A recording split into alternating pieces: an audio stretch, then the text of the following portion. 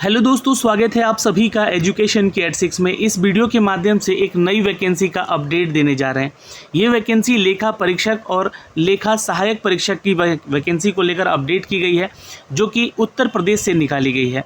जो भी छात्र यहाँ पर यूपी से हैं उनके लिए तो वैकेंसी के साथ साथ यहाँ पे कैटेगरी वाइज भी सीट अवेलेबल किया गया है, लेकिन ये वैकेंसी ऑल इंडिया वैकेंसी है।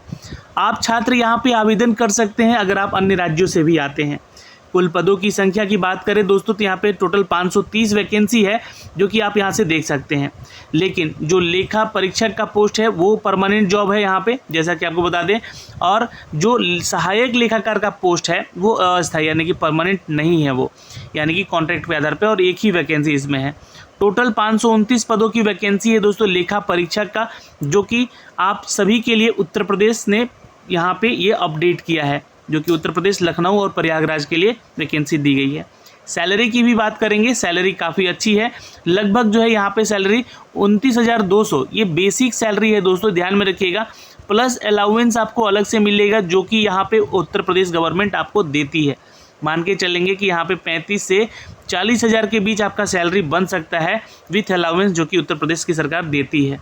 कैटेगरी वाइज सीट रिजर्व रखा गया है यहाँ पे उत्तर प्रदेश के छात्रों के लिए, लेकिन अन्य राज्य से अगर आप आते हैं तो आप इस 219 वाले सीट पे जो है फाइट करते हैं।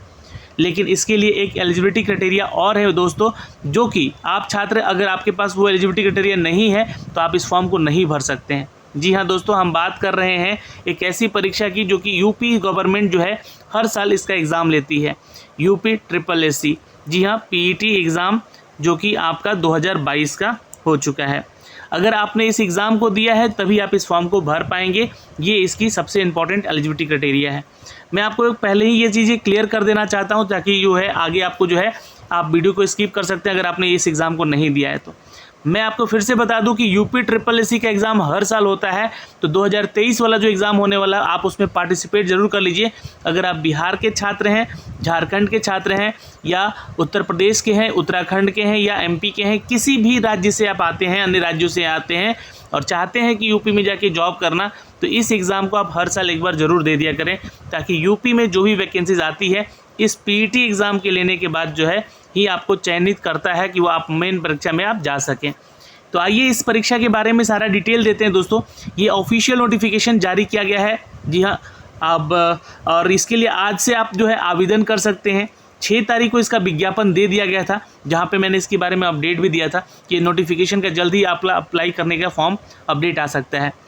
अब बताएं आपको कि ये वैकेंसी का जो एडवर्टीजमेंट संख्या है 5/2023 है, जिसके लिए 11 जुलाई से लेकर 1 अगस्त तक आप आवेदन कर सकते हैं। फ़ीस सबमिट कर सकते हैं 8 अगस्त तक, ये ध्यान में रखिएगा। इसके बाद जो है आपसे फ़ीस सबमिट नहीं लिया जाएगा, इसलिए उसे पहले कर लीजिएगा। फ़ीस सबमिट करने के बाद जो है इसका प्रिंट आउट वगैरह ज़रूर रख लीजिएगा अपने पास, है ना। 8 अगस्त तक जो है उससे पहले ही आवेदन कर लीजिएगा, 7 दिन पहले ही, क्योंकि क्या होता है कि सर्वर में कुछ दिक्कतें होने लगती है, बहुत सारे छात्र एक साथ यहाँ पे फॉर्म भरने लगते हैं तो सर्वर डाउन भी हो जाता है। आपको बता दें दोस्तों कि इस परीक्षा को लेकर टोटल 529 वैकेंसी है। एक जो है सहायक लेखाकार का पोस्ट है, यानी कि टोटल 530 पदों की ये बहाली है। लेखा परीक्षक और सहायक लेखा परीक्षक, यहाँ पे मुख्य परीक्षा के लिए ये वैकेंसी निकाली गई है। अब यहाँ पे उन्हीं अभ्यर्थियों को शॉर्टलिस्ट किया जाता है जो छात्र प्रिलिमिनरी एलिजिबिलिटी टेस्ट यानी कि पीईटी 2022 के स्कोर कार्ड अपने पास रखते हैं। तो 2022 वाला है ये एग्ज़ाम जो दिए हैं, है ना। आप लोग भी यूपी SSSC का जो एग्ज़ाम होगा अभी 2023 में वो ज़रूर दे दीजिएगा, नहीं तो शायद आप लोग को यहाँ पे दिक्कत हो सकती है अगली बहाली की प्रक्रियाओं में पार्टिसिपेट करने में।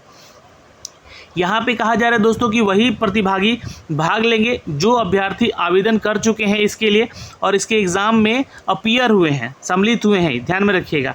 और आपके पास एक वैध संख्यात्मक स्कोर कार्ड भी होना चाहिए, मतलब कि आपका स्कोर जो है 0 नहीं होना चाहिए और उससे निगेटिव में नहीं होना चाहिए, उससे कम नहीं होना चाहिए। निगेटिव में मार्क्स है आपका अगर, तो आप जो है यहाँ पे क्वालिफाई नहीं होंगे, आपका शॉर्टलिस्ट नहीं किया जाएगा नाम मेंस के लिए, मुख्य परीक्षा जो कि इसका एग्ज़ाम होने वाला है उसको लेकर। परंतु जब आयोग के स्तर पर इसकी जांच की जाती है, ये अंडर इन्वेस्टिगेशन के तहत औपबंधिक प्रोविजनल एक अपडेटेड है दोस्तों, जो कि आपको यहाँ पे शॉर्टलिस्ट किया जाएगा। वो जांच करने के बाद ही आप यहाँ पे शॉर्टलिस्ट हो सकेंगे। ऑनलाइन आवेदन करने के लिए अभ्यर्थियों के लिए आवश्यक सूचना कुछ दी गई है। इस विज्ञापन के अंतर्गत जो है ऑनलाइन आवेदन आप कर सकते हैं। अन्य किसी माध्यम से आवेदन स्वीकार नहीं किया जाएगा। upsssgov.in के ऑफिशियल वेबसाइट से जाके आप इसके लिए आवेदन करेंगे। आवेदन की प्रक्रिया क्या है ये मैं आपको बाद में बताऊंगा। ज़्यादा से ज़्यादा कमेंट कीजिएगा तो एक वीडियो भी जरूर अलग से बना के बताऊंगा इसके लिए। इस फॉर्म को भरने के लिए जो छात्र फीस सबमिट करेंगे, आप credit card, debit card, internet banking से भी भुगतान कर सकते हैं, जो कि उसका प्रिंट आउट एक ज़रूर रख लीजिएगा अपने पास फॉर्म भरने के बाद, पेमेंट करने के बाद। दोस्तों यहाँ पे ये सारे पेमेंट करने को लेकर, फॉर्म भरने को लेकर सारी चीज़ डिटेल दी गई है। लेकिन इस परीक्षा के लिए आप आवेदन अगर आप करते हैं तो आपसे 25 रुपये शुल्क चार्ज लिया जाएगा। सभी कैटेगरी के छात्रों को लेकर यहाँ पे शुल्क चार्ज रखा गया है। ये आपका ऑनलाइन प्रक्रिया का शुल्क है, ध्यान रखिएगा। और ये शुल्क में आपका जो है आवेदक शुल्क और ऑनलाइन प्रक्रिया का शुल्क जोड़कर जो है आपसे कैलकुलेट करके 25 रुपया लिया जाएगा सभी कैटेगरी के छात्रों से। अब जो भी छात्र स्वतंत्रता सेनानी के नाती पोते हैं या महिला हैं या दिव्यांगजन हैं, उत्तर प्रदेश से आते हैं, तो ये ध्यान में रखिएगा, आपको भी यहाँ पे फीस सबमिट करना होगा 25 रुपया। इसका एक प्रिंट आउट जरूर ले लीजिएगा, आपके पास ट्रांजैक्शन ID होना चाहिए, है ना। और अभ्यर्थी के पास एक ईमेल ID और एक मोबाइल होना चाहिए जिस पे कि आपको OTP आएगा, और OTP सबमिट करने के बाद ही आपको जो है यहाँ पे फॉर्म भरने का मौका दिया जाएगा। रजिस्ट्रेशन करते समय जिन छात्रों ने OTR के समय कुछ गलती की है तो उसका संशोधन किया जा सकता है। अतिरिक्त अभ्यर्थियों को आवेदन में किसी अन्य विवरण का संशोधन करना है तो अनुमति फिर नहीं दी जाएगी। जैसे कि अपना नाम में अगर स्पेलिंग गलती किए हैं तो सुधार हो सकता है।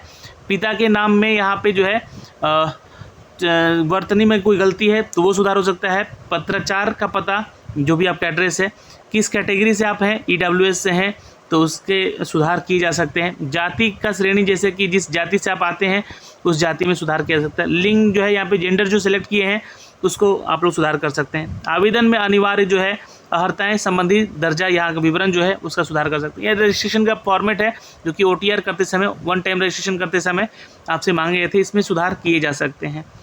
लेकिन अन्य जो जानकारी है उसका सुधार नहीं हो सकता, जैसे कि ईमेल ID, मोबाइल नंबर वगैरह बाद में दूसरा नहीं दिया जा सकता, ध्यान रखिएगा। पदों के बारे में विवरण हमने आपको दिया है। ये निदेशक स्थानीय निधि लेखा परीक्षक के विभाग की तरफ से, प्रयागराज की तरफ से लेखा परीक्षक का वैकेंसी है। जनरल की 63 सीट है और कुल सीट की बात करें तो 138 है। वहीं पे लेखा परीक्षक का पद जो है लखनऊ के लिए है, 155 सीट जनरल के लिए है और 391 टोटल वैकेंसी है। तो कुल मिला के 529 सीटों की ये वैकेंसी यहाँ पे दी गई है। और एक सीट है दोस्तों यहाँ पर आपका सहायक लेखाकार का, जो कि यहाँ पे एक ही है सीट टोटल, इसमें कोई कैटेगरी वाइज सीट नहीं रिजर्व है, तो ये सहायक लेखाकार का पोस्ट है। इनकी सैलरी है दोस्तों यहाँ पे ध्यान रखिएगा, 20,200 से स्टार्टिंग सैलरी है, प्लस अलाउंस आपको अलग मिलेगा। लेवल 4 के तहत इसकी सैलरी होगी। लेवल 5 के तहत यहाँ पे 29,200 सैलरी आपको लेखा परीक्षक का मिलेगा, ये ध्यान में रखिएगा आप लोग। तो सैलरी हो गया यहाँ पर फॉर्म को भरने को लेकर, ये सारा आरक्षण को लेकर जो है PH कैटेगरी से जो छात्र आते हैं उनके संबंधी चीज़ों को है, तो ये एक बार जरूर रीड आउट कर लीजिएगा जो भी छात्र इससे संबंधित हैं। अब क्वालिफिकेशन की बात करते हैं, अर्हताओं की बात करते हैं। तो जो भी छात्र इसके लिए आवेदन करेगा, उत्तर प्रदेश स्थानीय निधि लेखा परीक्षक अधीनस्थ सेवा नियमावली 2017 के अधीन भाग 4 के नियम 10 के अनुसार सेवा में लेखा परीक्षक के पद हेतु सीधी भर्ती के लिए आवश्यकता है। अभ्यर्थी भारत के किसी भी विधि द्वारा स्थापित किसी विश्वविद्यालय से वाणिज्य में यानी कि कॉमर्स में आपने स्नातक कर रखा है तो उसकी उपाधि ले रखी है, या फिर लेखाक्रम स्नातकोत्तर यानी कि MCOM की डिग्री ले रखा है आपने, या फिर लेखाक्रम स्नातकोत्तर डिप्लोमा कर रखे हैं और कंप्यूटर में O स्तरीय आपका डिप्लोमा है तो आप आवेदन कर सकते हैं। इधर उत्तर प्रदेश के तहत ही, इस नियमावली के तहत ही भाग 4 के नियम 9 के अनुसार अन्य बातों को भी समान होने पर सीधी भर्ती के मामले में ऐसे अभ्यर्थियों को अधिमान दिया जाएगा, यानी कि उनको अलाउ किया जाएगा। देखिए कि पहला प्रादेशिक सेना में न्यूनतम 2 वर्ष की अवधि तक सेवा किए हैं तो उनको यहाँ पे जो है छूट मिलेगा। राष्ट्रीय कैडेट कोर में B सर्टिफिकेशन आपके पास है तो आपको यहाँ पे प्रेफरेंस मिलेगा। तो ये जो है अर्हता होगी, यानी कि जो छात्र ने यहाँ पे BCom कर रखा है या फिर आपने डिप्लोमा कर रखा है, मतलब मास्टर कोर्स कर रखा है, PGDB वगैरह होता है ना अकाउंटेंट में, तो आपको आवेदन करने का मौका मिलेगा। कंप्यूटर का सर्टिफिकेशन होना चाहिए, ये भी ध्यान रखिएगा। O लेवल का ये डिप्लोमा का सर्टिफिकेशन होता है। अब जो लखनऊ के लिए वैकेंसी है दोस्तों लेखा परीक्षक का, इसके लिए नियमावली 2015 के तहत जो संशोधन किया गया था दूसरा, है ना, उसके अनुसार जो है लेखा परीक्षक के पद का सीधी भर्ती है ये। तो यहाँ पे जो है आपका कॉमर्स में डिग्री मांगा गया है या फिर अथवा बोला गया है अकाउंटेंसी में स्नातकोत्तर डिप्लोमा होना चाहिए, यानी कि मास्टर्स होना चाहिए अकाउंटेंसी में। सरकार के द्वारा मान्यता प्राप्त किसी संस्थान से कंप्यूटर संचालन में O लेवल का प्रमाण पत्र होना चाहिए। तो ये 2 चीज़ें हैं आपको फॉर्म को भरने को लेकर, जिनके पास है वो आवेदन करेंगे। प्रेफरेंस उनको मिलेगा जो छात्र यहाँ पे 2 साल का सेना में काम किए हैं या राष्ट्रीय एनसीसी में यहाँ पे बी लेवल सर्टिफिकेट रखे हैं यहाँ पे, तो ये ध्यान में रखिएगा।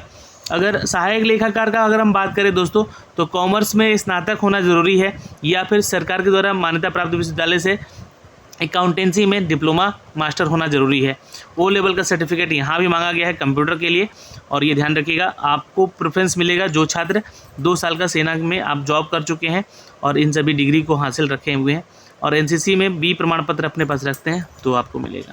तो ये क्वालिफिकेशन हो गया। एज की बात कर ले तो 21 से लेकर 40 साल तक का एज क्राइटेरिया है अन्य राज्यों के लिए, लेकिन अगर आप जो छात्र उत्तर प्रदेश से हैं तो आपको आयु में छूट और मिलेगी यहाँ पर एज़ पर द नॉर्म्स, ये प्रक्रिया के अनुसार। चयन का आधार, तो यहाँ पे देखिए परीक्षा होगी, परीक्षा के बाद जो है आपका चयन होगा। तो लिखित परीक्षा हेतु योजना और पाठ्यक्रम यानी कि जो सिलेबस है इसका और इसका पैटर्न है, उस परीक्षा की तिथि के संबंध में यथा सभी सूचनाएं आपको दी जाएंगी यहाँ से।